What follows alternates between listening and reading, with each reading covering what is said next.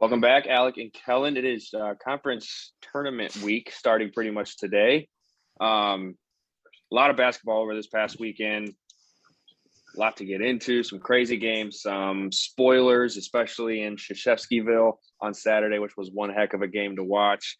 Real quick, this podcast is brought to you by Spotify and Anchor Podcast, the best way to podcast. Real quick, before we get into it, I had an announcement today that we have our first annual Sharpe's Bracket Challenge, the Sharpe Sports Report Bracket Challenge on ESPN. Go on our Instagram and Twitter. All the information is up there. It's free to join. And I did say whoever wins, we will bring them on a episode and see how they do. So a big prize right there. But I'm just going to get right into it. I'm going to start off with the IU Purdue game. That was a great game to watch. I think Indiana did a great job of kind of getting Jaden Ivey out of his rhythm. He really didn't seem like he was in that game a lot. I had no idea who this Eric Hunter Jr. is, but he just looked amazing the entire game. Trace Jackson Davis did not do much of anything. And Xavier Johnson for Indiana had a great game, tried to keep him in it. But Big Ten ball, you know how it goes, Alec. Can we – I'd actually like to break this down a little bit. So Eric Hunter Jr., same thing, Brandon. He's only showed up in a couple games. I think Illinois, he had a big game against IU. I think he's going to be they're going to go as far in the tournament as he is going to be playing. I know Jaden Ivey is the talisman of the team, and then you got Williams and Edey as two unstoppable bigs. But it seems like when Hunter is good, they actually have like a full lineup.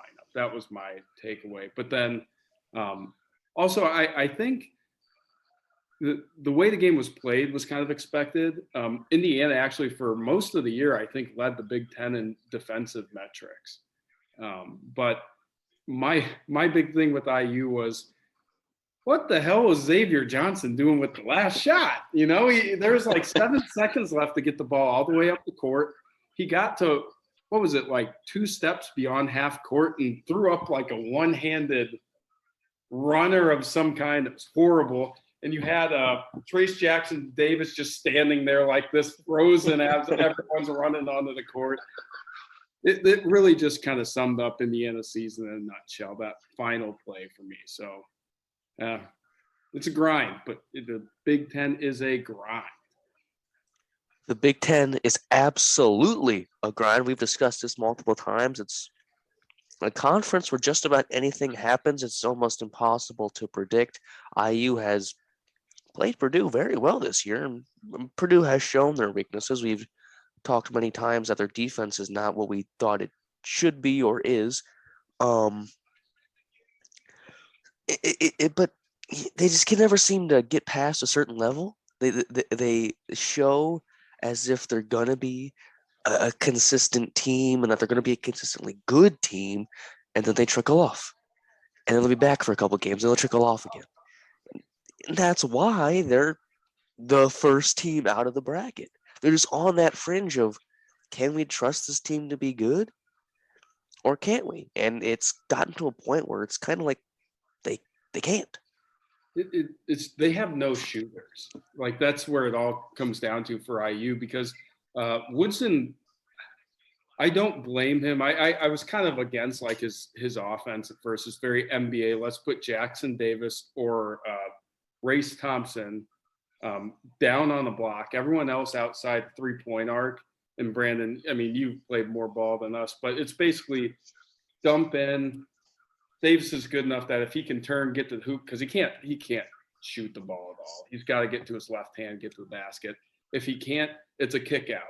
And if it were a good shooting team, that'd be really good. That's why they do it in the NBA a lot. But IU just cannot knock down those shots with enough efficiency. So that's why they are where they are, in my opinion. Now, Indiana played them two other times this year because they were undefeated against them, right? They beat them in Bloomington. Okay. They beat them in Bloomington. Go ahead, Colin. I was just not relating to anything here, but I want to congratulate Chattanooga for just hitting a deep buzzer-beating 3 to stamp their ticket to the NCAA tournament. I Who's mean, that at the expense of? Furman. Okay. So I mean, they deserve to win. Powerhouse right there. It's a Yeah. powerhouse. Chattanooga.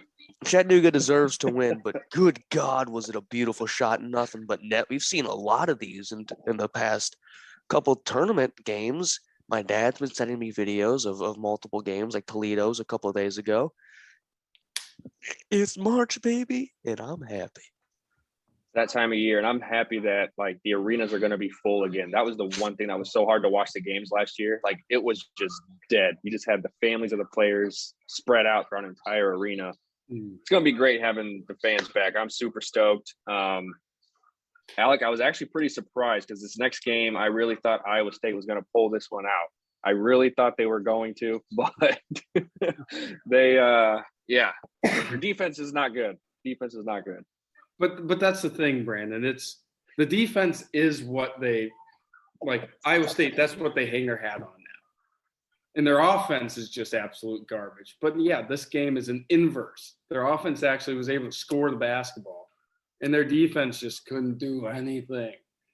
They are just unbelievably annoying. And I guarantee you that people will look at the beginning of their season and see the dominance against good teams. Some people will put them, I bet, going to the Sweet 16, maybe even a little farther. And some people will have them being eliminated in the first round. And they're going to hurt one of those groups horribly. There's no middle ground with Iowa State.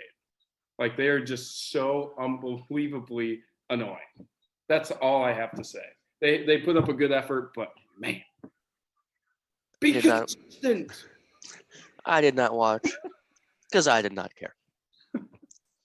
Hey, the other great game in the Big 12 was the Texas-Kansas game. That game was phenomenal. The fan base was insane. I was glued to that game because that was pretty much leading right into the North Carolina-Duke game. That game was on hold on ESPN because this game was going on. Went into overtime. Texas played really well. I guess this Devin Askew kid, he's a sophomore for Texas, but he's a transfer from Kentucky. He was like a 5-star recruit from Kentucky. One of Texas' best players, fouled out, and then Askew came in, played really well. And I did not know until the end of the game that Ochai Agbaji didn't hit a shot until overtime. He was 0 of 10 before that and had his first shot in overtime. But Kansas won, so I'm pretty sure they're still atop of the Big 12 unless it's Baylor still. No, it's Kansas. I think Kansas had to lose a couple times. That's a crazy stat, though, Brandon. If Kansas can win a basketball game without Agbaji doing anything, that's a huge, huge thing to look at come March. That's crazy because I thought for sure he had to lead them, but apparently not. I guess not. Well, the Jayhawks are always a deep squad, no matter who they are. And it always feels like if they win, it's because the people who you don't expect them to lead them to those victories ends up just coming out of nowhere. Mm-hmm. Like it feels like it's either like a young buck who just starts knocking down threes when you don't expect them to, or it's like that third or fourth guy who could hurt you, but it's rare that he ever will. Kansas looks tough this year again. I mean, if Agbaji is on, he's almost impossible to stop. I mean, he's such a tall, lengthy guard. I think he's 6'5", just under 215, and can stretch the floor. As a former basketball player, this next game in Cameron Indoor, and for how big of an environment that game was 100% just – I don't even know what the word I'm looking for. It was I guess it was I can't even think about it. It was just the moment, I guess. It was almost like it was too big for Duke to handle. I mean, so many people there. They were squeezing everybody in. Was it 96 players of Coach Krzyzewski's former teams that showed up? And the second half, North Carolina steamrolled them. Absolutely steamrolled them. And the caveman guy from Oklahoma, the transfer, I can't remember his name. He can shoot threes, man. He was lights out. It was the most North Carolina Duke basketball game ever. The biggest moment for Duke, the moment that will go down in Duke history and in this rivalry's history, just over any other game they may have ever played. Coach K's last game at Cameron Indoor. the game that everyone's like, Coach K, he's going to go out with a victory here. He's got to. Everyone knows Duke is better. The records show it. The stats show it. But you know what? North Carolina doesn't care. They're the freaking Tar Heels. They go out and they play Duke as hard as possible every single time, and they won by 14 points in Cameron Indoor, shutting everyone up in that stadium. And I love the way Coach K responds to that loss and responds to the people. He just says, this is not acceptable. That's the most Coach K response ever, and I love it. Alec, but before you get to your point, I want to touch on what Kellen just said. You want to talk about the balls on a coach to address the entire arena and just tell them, hey, just shut up and let me talk. Like literally just say, hey, shush, be quiet. You know, I mean, kudos to him. I think his record was 576 and 72 was his record at Cameron Indoor throughout his career, which is absolutely absurd. Yeah. But go ahead, Alec. I mean, what were your thoughts on that one? Well, I was going to say that stadium was heaving under the emotion that was in the building. Like it was from everybody there, both teams, because I originally thought, oh, there's no way Duke's going to lose this game because like, all the incentive that you could possibly need is there. But as a competitor, I didn't really think about, okay, rivalry game. Is there any other game North Carolina would want to beat Duke in more than Coach K's last game in Cameron Indoor in the last game of the season? So, like, I think that canceled itself out. And I was shocked that the shot at the end of the first half, I think, is what kind of led into the second half. It was the only time that the crowd had something come out of it because, like, there's just a break, an automatic break. It's halftime, right?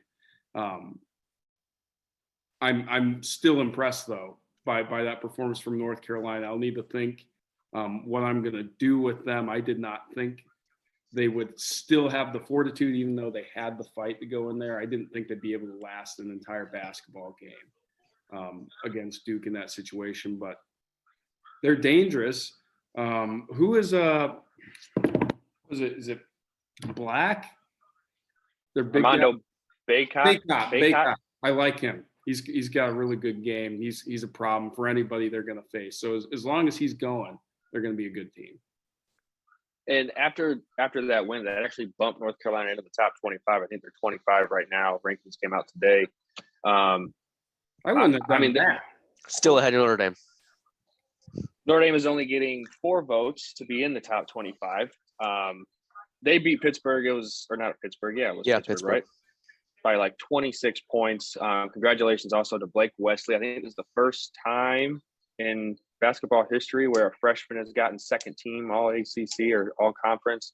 Dane Goodwin got third team all conference. But, the game was insane. I mean, to see the stars that were out, Terrell Owens was there, Adam Silver, Jerry Seinfeld for some reason, and Ken Jeong. Ken Jeong was there. His son went to Notre Dame, but he's, cheering on Duke. But, just from past experience, Alec, man, anytime St. Joe played Marion in high school, dude, it was just emotional. It's always one of those games where it's a toss-up. It's whoever can control their emotions. And Duke came out super strong. I really thought Duke was about to pull away midway through the first half because I was like, all right, here it goes. They're just going to walk away with this one.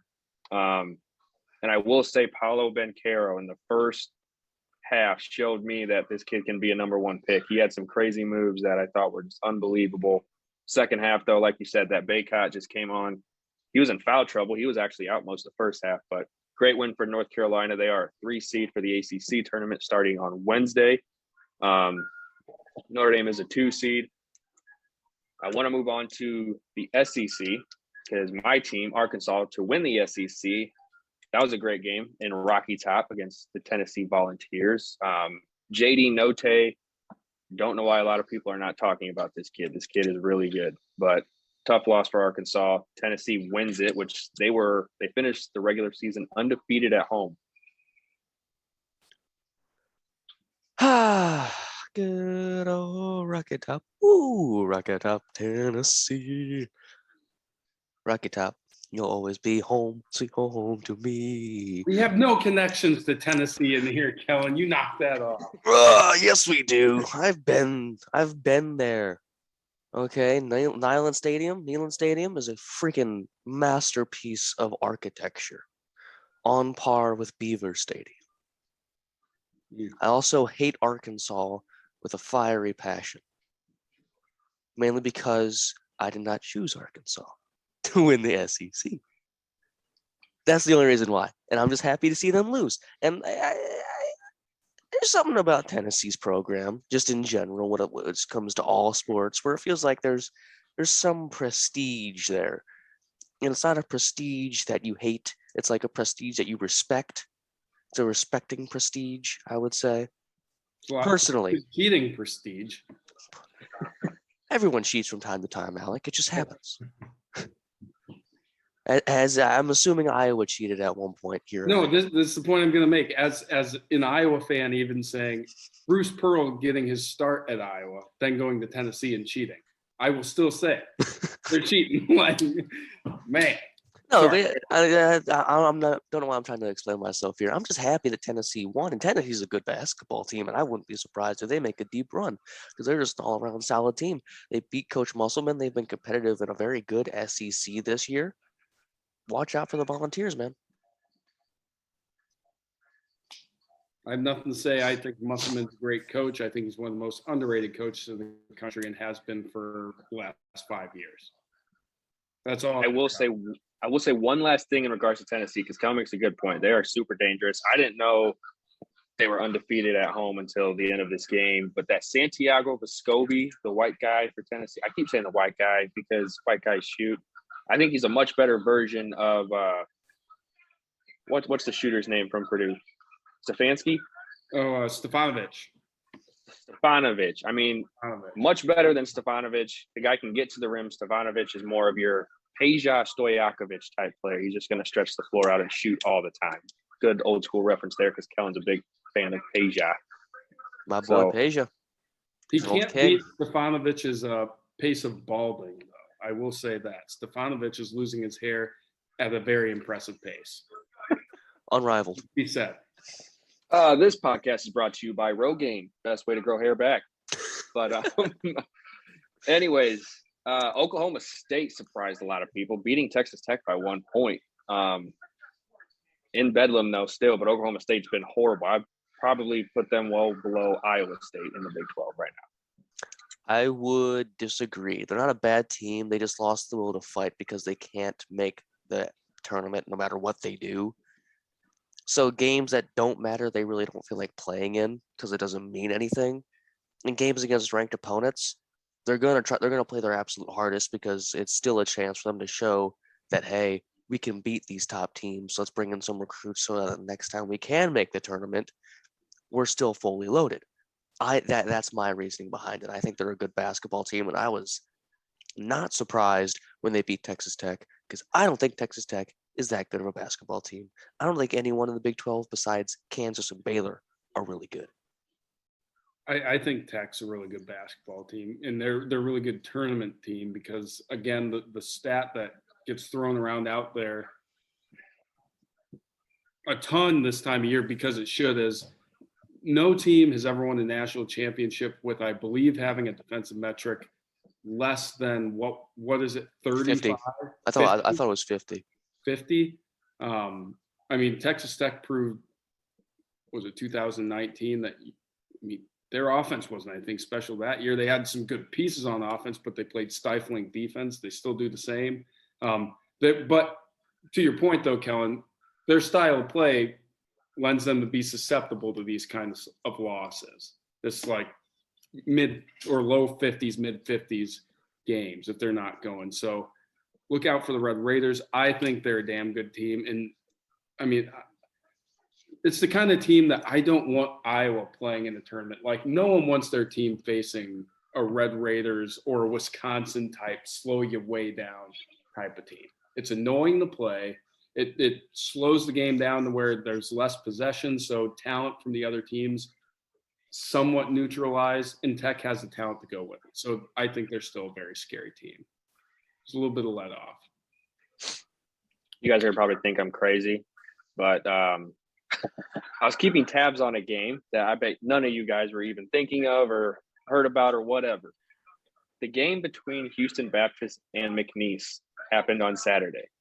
They went into 4 overtimes. The final score was 149 to 144. The lead scorer for Houston Baptist was Darius Lee with 52 points. Heck yeah, let's go. So, yeah, that's bringing back the old UConn Syracuse 6 overtimes and MSG. I mean, that came on Instagram newsfeed today with ESPN. That was fantastic to watch over again. What was it, Dusseldorf? Yeah. The tat. What a name. You got like Hasheem Thabit, Hakeem Warwick. Was Rip Hamilton on that team? Dusseldorf. No. No, Rip Hamilton was back in the like 80s, dude. Nope, not the 80s because It was way, way before. Hamilton couldn't have played in the 80s. he played like the 90s. Yeah, like late 90s. late 90s. You're welcome. It's all right. Listen, it's not in that era. That's all I'm saying. I mean- no, I was thinking of a different team, different game. I was kind of heartbroken though that your Hawkeyes blew it against the Fighting Illini yesterday. You see, the thing is, No, don't give me some. No, reason. no, They should have no. Won that game. no, the thing is, this happens when we go to Champaign every damn time. Kofi Coburn can just maul people. But I will say, because I can't be hypocritical here, I've said on the podcast and agreed with Kellen that these huge guys, they don't get as many foul calls as they should during the game because they're just freaking huge. And there should have been more fouls given to Coburn. But he's also mauling our dudes. But at the end of the day, I hate to say it shouldn't have freaking mattered because the best free throw shooting team in the Big Ten went 9 of 21 from the stripe and lost by 2 points. This Hawkeyes team is so hot. They have so many players coming into their own. Keegan Murray's automatic 20 and 10 now, it seems. His twin brother with the same intangibles, Chris, has finally found his groove. He's a double-digit scorer, can go off for 10 boards. Tony Perkins, an Indianapolis native, he's a sophomore. Big guard, muscular guard. He's now, over the last 3 games, gone into double figures and ripped down 10 boards last night. I haven't said Jordan Bohannon's name. I haven't said Pat McCaffrey's name. No one wants to play this team because they are so multiple. Unlike a lot of the Big Ten teams this year that are really good, the Illinois, the Purdue's, Wisconsin even has a couple guys. Iowa doesn't have a traditional big man. Their tallest player is 6'9". But what they do have is they have 2 6'8" guys who can take anyone off the dribble. They can shoot threes at a 40% clip or better. They have a guard who's been around. This is his 6th year and is the Big Ten's all-time leading three-point shooter. And like I said, now they have multiple rotational pieces that they can just flood the game with and have fresh bodies. Like they're peaking at the right time. But yes, thank you for bringing it up, Brandon. It sucked last night.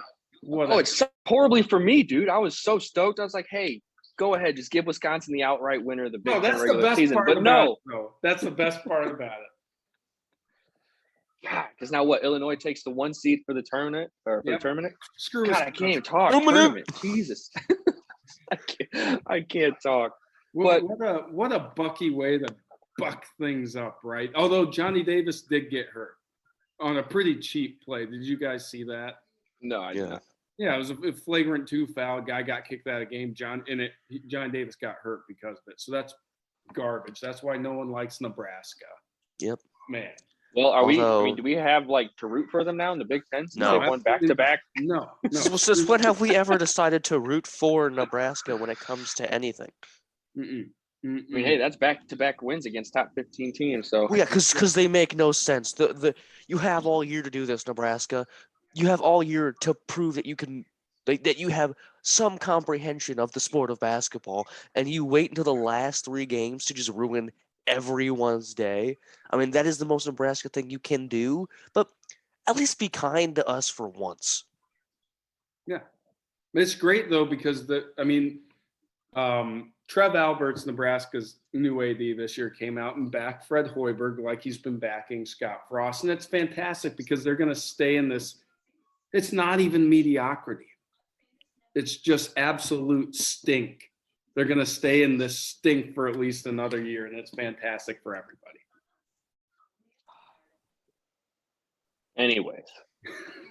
Anyways, so a little quick update for both of you guys. The West Coast Conference is going on right now. It's the semifinals. Like I said, San Francisco and Gonzaga. They're going right now with 4 minutes left in the first half. Gonzaga is up by 15. How much would you guys like to see Gonzaga and St. Mary's in the West Coast Conference championship game on a neutral, on a neutral court?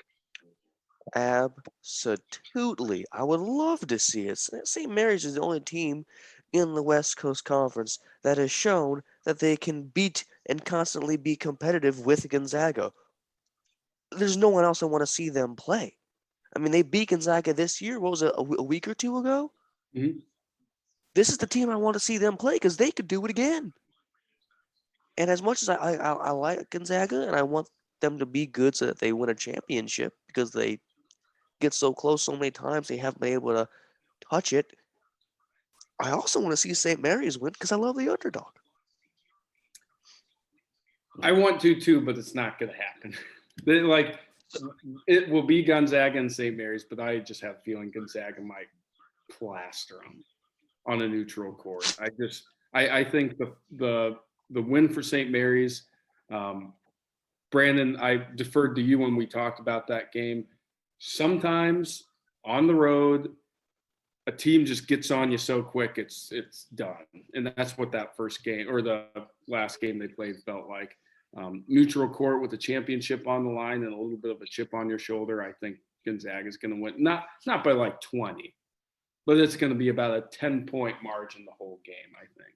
I mean, I wouldn't be shocked either way with the outcome. I mean, I'd love to see St. Mary's win the West Coast Conference. I think Gonzaga has won it every year for the past 20, 25 years. Something it's stupid. It's been absurd. But I got a question for you guys. Let's say Gonzaga loses the championship game.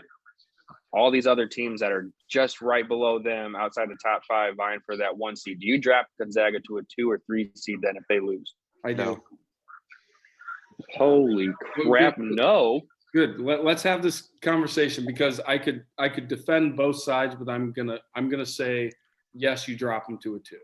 I think Kellen at that point, if it's to the same team, the argument could be made, okay, maybe there is just a matchup problem there, but I do want to go to Brandon's point he's always made that they're in the West Coast Conference. I think at that point, you need to be, you're just held to a higher standard in terms of what your record has to be a 1 seed. They didn't go undefeated this year in the non-con, and they would have 2 losses and not a conference championship tournament win in the West Coast Conference. I think just default, you'd have to drop them to 2. I'm not saying they're not one of the 4 best talent-wise teams. I'm just saying I don't think you can be held to the same standard in that regard. You have to be punished a little bit. Well, I agree they should be punished, and I will definitely lose a lot of my hope for Gonzaga at that point, but I don't look at any of these other 2 seeds and believe that they have shown to be better than and have the records and the wins to be better than Gonzaga. Let me look at Wisconsin. Wisconsin's a great team, but they're not. I don't believe they've shown that they deserve that 1 seed over Gonzaga. You have Kentucky. I a little leeway on Kentucky, but I'm still heavily favoring Gonzaga in that situation. Duke, no. I love Duke and they're really good, but this past loss against an unranked North Carolina team, while it is the great rivalry, it's still a loss against an unranked North Carolina team at home. And then Auburn, and I think we can all agree Auburn does not deserve to be ahead of Gonzaga in that situation.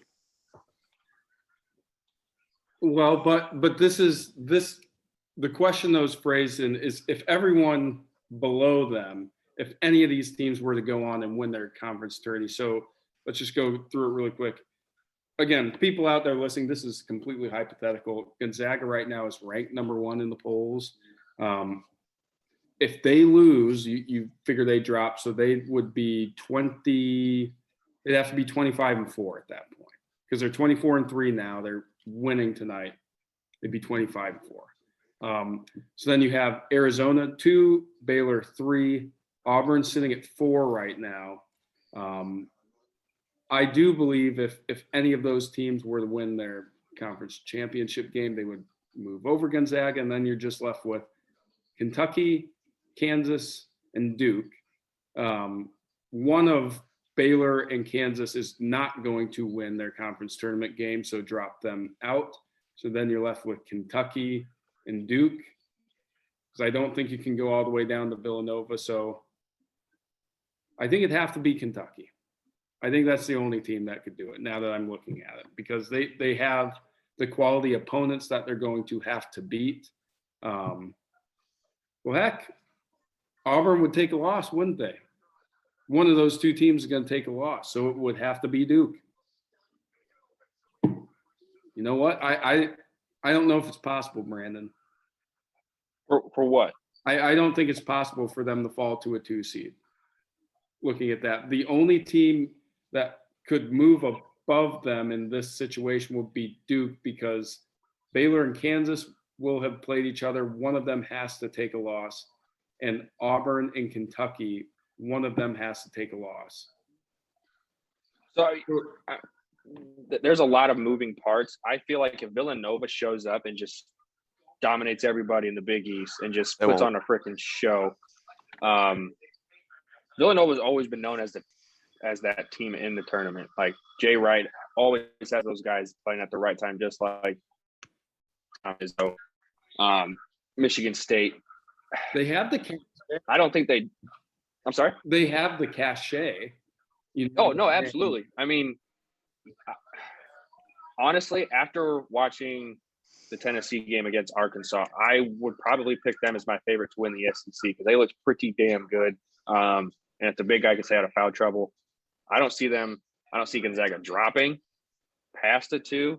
If they drop to a 2, I mean, it's going to be like a flip of a coin decision from the committee. Like, hey, do we give them a 1 or a 2 if they lose? I wouldn't like to see them as a 1 seed if they lose, especially the conference championship game to St. Mary's, because just like you said, that'd be twice the same team in a weak conference.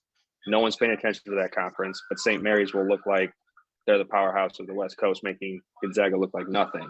Horse dung, bro. No one's going to think St. Mary's is the power of the West Coast Conference, and no one's not paying attention to the West Coast Conference.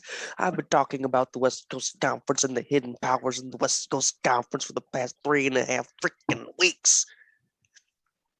I've been saying, from the East Coast. I've been saying watch out for San Francisco and watch out for St. Mary's because they're good basketball teams, but y'all ain't listening. Y'all ain't listening. Well, so even if they lose, even if they don't get a 2 seed, you know what that will mean, though? I'm pulling up. Sorry, folks, going to pull this up real quick here, see where all the tourney sites are, the regional sites here. So if Gonzaga loses, Arizona's going to jump above them, and they'll get the West Coast quadrant. For Gonzaga, that's like a big deal because they don't have a huge alumni base. So say, yeah, I'm just pulling up. They got John even Stockton. if they go to the East, because you have Fort Worth, Milwaukee, Pittsburgh, and Indianapolis, they'll have nobody. Are those the 3 other cities?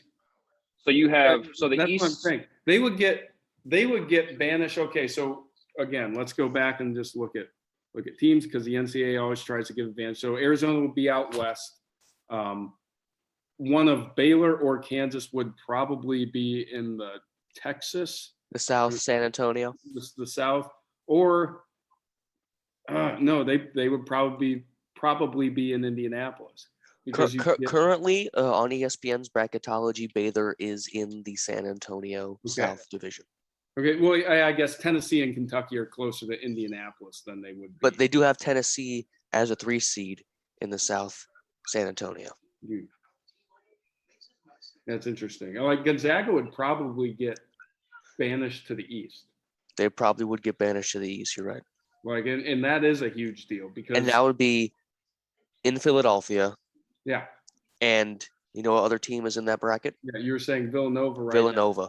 And there's so many teams from that can make that trip with huge fan bases, but Gonzaga just like you can't. And say and let's just hypothetically, I'm throwing some bracketology at y'all. Gonzaga goes down to the East and they win their first game, and let's say the 8th seed in that bracket wins their first game. Gonzaga's facing Seton Hall in Philadelphia. It's what I'm saying. I mean, it's imperative they win this championship game tomorrow, assuming they get past San Francisco tonight, which it looks like they will.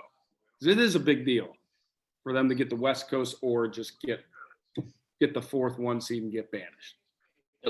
It looks like Gonzaga will be up by 20 plus at halftime. There's 43 seconds left. They're up by 17.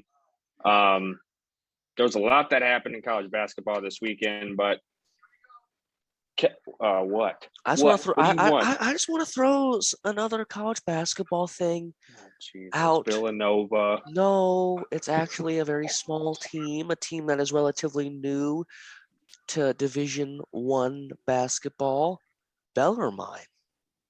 I don't know if you guys know the story of Bellarmine, but Bellarmine is in the ASUN conference, and because they are so new to college basketball, it's only their 2nd season in the Division I, they can't make the tournament.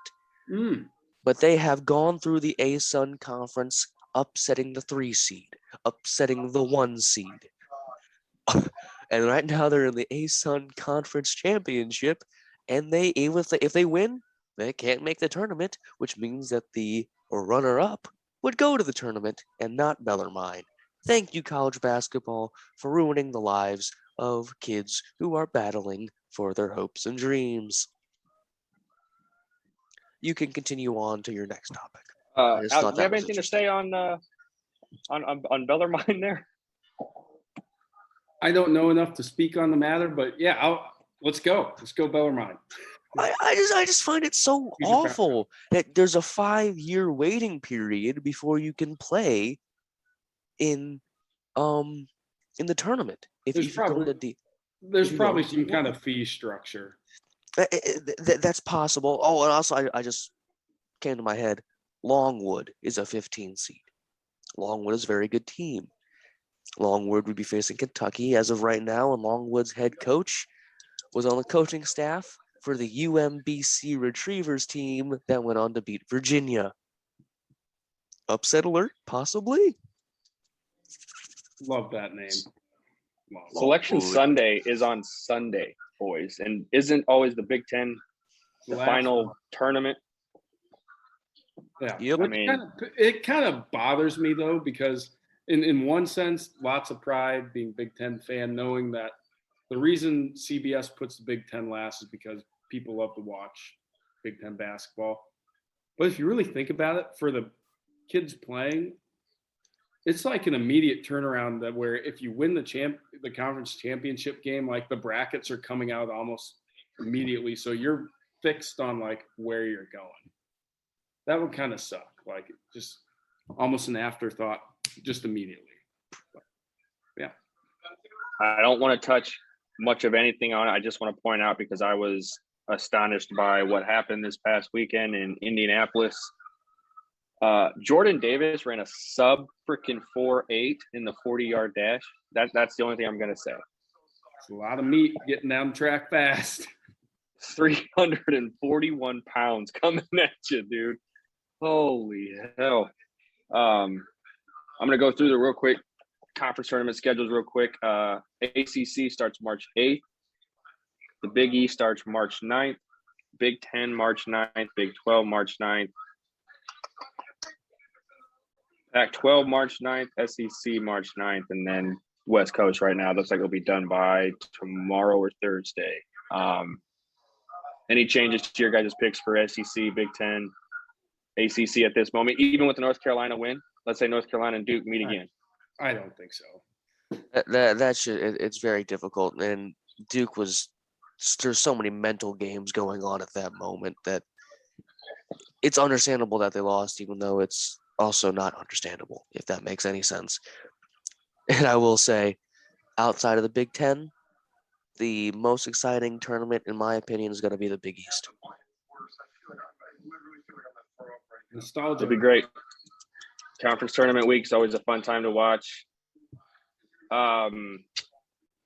Alec, I hate to say it, man, but I think I told you so when it came to what was it, Victor Hovland from the Arnold Palmer Invitational. Hey. Kellen got points this week, by the way. He got 6 points, man. Scotty Scheffler wins the Invitational after Hovland chokes on the final 2 holes to give Scotty Scheffler the 1-stroke lead. But I'll be on Victor's train when he wins. I promise you. It wasn't his week. It wasn't. I will sacrifice though. the point. I will sacrifice the 5 points it is, just so that I'm there when he finally gets that big win. I mean, John Rahm finished tied for 17th. I thought he was going to make a run on Sunday after Saturday's performance. Ended up just kind of. If he didn't have such a shit first day and miss a 10-inch putt, my hopes and dreams were dashed immediately. Well, I mean, it's funny because I picked Hideki Matsuyama. He finished +3. He was on the cut line as of Saturday night after the day. He finished top 20 because the scores were so low. Yeah, which was good to watch, by the way. I actually like tournaments where I hate the ones where you get guys getting like pushing +20 and like it seems like actually going 20 under going better than 20 under has gotten almost commonplace. That's not fun to watch. I want to see you struggle. Like throw up a over par score just like myself out on the golf course. Let me understand. I can connect with you at that point. 10 under, I don't know what that is. That doesn't exist. I will forever only ever listen to what Lionel Messi has to tell me. This little man right here, as they say, when he's running down the field, the announcers only call him El Jefe or Little Man.